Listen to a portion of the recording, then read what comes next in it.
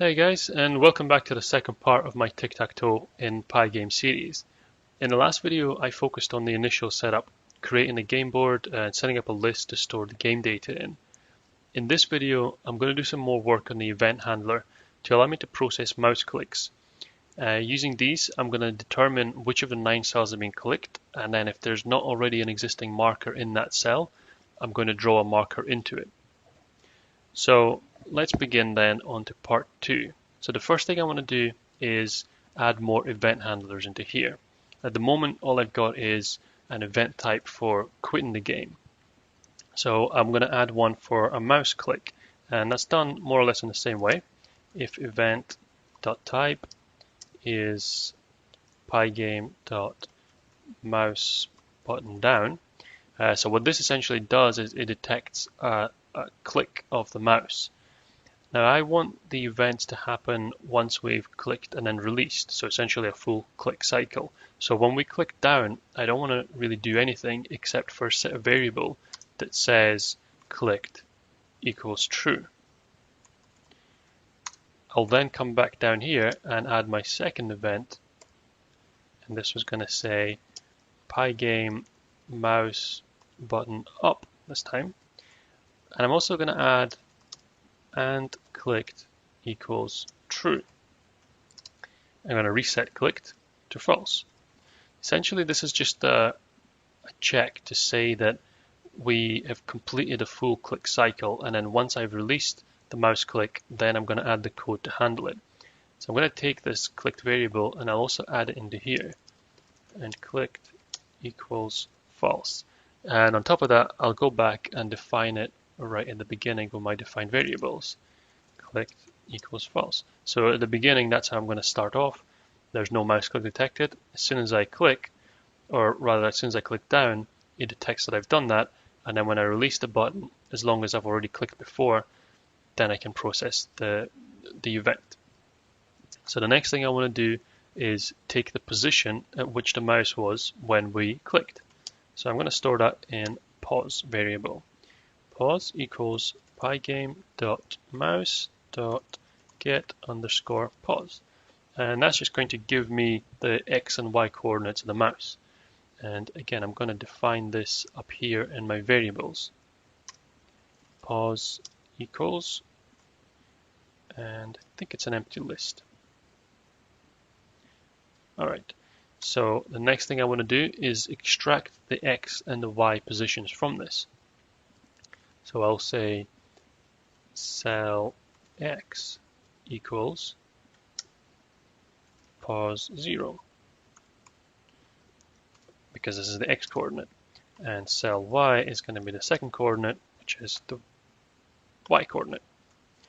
All right, so I've got my X and Y, and now I want to correlate these back to my grid.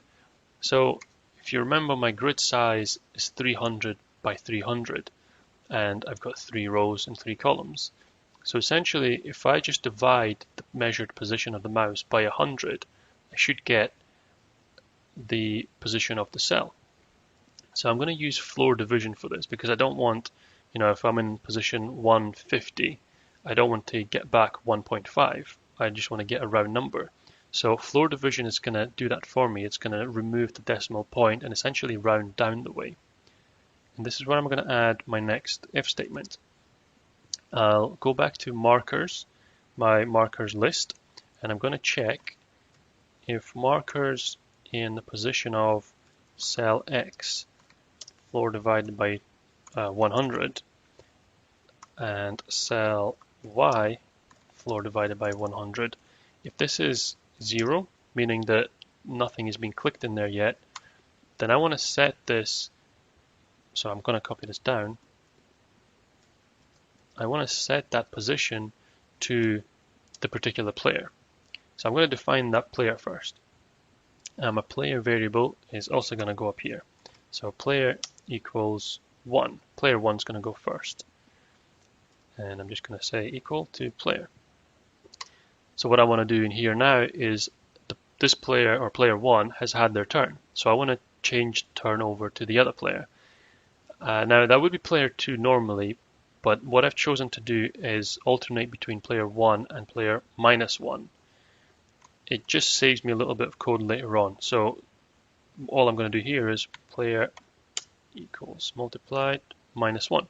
So it's just going to flip each time around, rather than saying if player is 1, then make player 2, and if player is 2, make player 1. Every time I just multiply by -1, so it just flicks between 1 and -1. Okay, so now that I've typed this, I'm just going to run it to make sure there's not been any errors. Okay, seems to run fine. I'll click, and yeah, so that's fine. There doesn't seem to be any errors. So the next thing I want to move on to is drawing these markers. So I've got a way of processing the mouse clicks, and although at the bottom it's still shown the original print statement from up here, it is in reality updating these cells as we click. So it's populating them with 1s and -1s. So now I'm going to add a new function, and that function is going to be define draw markers. Alright, so again, all I want to do here is essentially iterate through each one of my cells within the markers list. And from that, I want to check if it's a 1 or if it's a -1. And depending on what it is, I'm going to draw a different player marker. So I'm going to set some variables at the beginning, and I'll explain what this means. For x in markers, so essentially just iterate through my list. So it's going to pull out each individual row, and y position is going to be defined as 0 here. So when it's pulled one of these out, it's going to be, if you remember, it's going to be a list of 3 points. It's going to be my row. So I want to iterate through that as well for y in x. And this is where I'm going to have my game logic. So if y equals 1, meaning that if in that cell the marker is belonging to player 1, then I want to draw player 1's icon. So I'm just going to use a cross and a circle. I'm going to define some extra colors, which I will add a section for up here. Define colors. So I'm going to call green equals 0, 255, and 0, and red 255, 0, 0. So that's going to be my 2 markers. For player 1, I'm going to use a cross, and I'm going to make it a green cross. So you could use images here. I'm just going to draw it. So I'm going to say Pygame.draw line. I'm going to input my screen that I'm going to draw onto. I'm going to give it a color of green, and then I'm going to give it a start position. So this is where my x pos and y pos variables come in. I'm going to increase them through this for loops, and essentially they're going to mark where I am within the cells. So I'm going to type in for my x position, it's going to be my x pos multiplied by 100, because initially I divided by 100 back here to obtain the cell number. So now I want to multiply it back by 100 to give me a position in pixels. So if we're in cell 0, which would be the first cell, then that's going to give me essentially an x position or an x coordinate of 0. And I'm going to end up with a cross that goes from the top left corner to the bottom right corner. I don't really want it to fill the entire cell, so I want to add a little bit of a boundary or a little bit of space around it. So I'm going to just say x position times 100 plus 15 pixels, and that's just going to bring it in a little bit. And my y position is going to be the same, y position times 100 plus 15. So this is going to be my start point for the line, and then I want an end point. So if it's going from the top left of the cell to the bottom right of the cell, then the x is going to change to x position times 100. Now it's going to be 15 from the other side, so 100 minus 15 is 85, and a y position, which is the same, times 100 plus 85. And close that first line. So that's going to draw one of my cross lines. Just copy that down and draw the second one going from bottom left to top right. So my X position would stay the same, but my Y position flips over. So I start in the bottom left, the X still goes all the way across, but it goes up the way instead. So that's going to draw my crosses. And now I want to add a second check, which is if Y equals -1, so if it's player 2, this time I'm just going to draw a circle.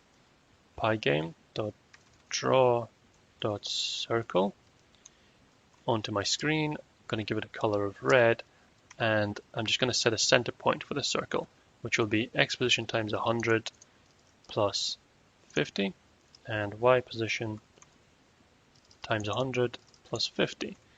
I'm going to give this a radius of 38 pixels. And the last thing to add is that variable I had here for line width, because I want these to be a little bit thicker as well. So I'll say line width at the end of the circle and at the end of the lines. Oh, I missed it out there. Line width. Okay, and so the last thing to do now is, as the loop closes, is I want to increase for each iteration of Y. Once we've completed the iteration, I want to increase my Y position. So I want to say that we've moved along to the next coordinate, and then once we've filtered through all of the Y's and we're moving on to the next X, I want to increase my X position by 1 as well. Alright, so again, if that's set up the entire function here, I just need to make sure that I actually call it. So I'm going to draw my grid first, and then on top of that, I'm going to draw the markers. Okay, so now that that's all set up, I just need to check that it's running correctly. So I'll try clicking, and there you go. It's all working fine. So of course you can see I've actually made a line of crosses, but it hasn't registered a win. So at the moment I don't have a way of ending this game. All it's doing is it's putting down the markers and it alternates between the two throughout, but it doesn't really have any further logic within the game to say, okay, one of the players has won, we need to stop. And I'll just check one more thing. Yeah, so it's not possible to click on the same cell. So once I've clicked on here, it hands over to the second player, and if that second player tries to click on this same cell, it knows that there's something there already. So they've got to put it in a different position, and then you can't put your cross back in there. So yeah, it all seems to be working fine. And that's pretty much everything for this video now. The only thing that's left is for me to actually add in some further logic to handle some kind of game ending events. And that's all going to come in the next series or the next video. So for now, I'm going to wrap it up, and I hope that was useful, and thanks for watching.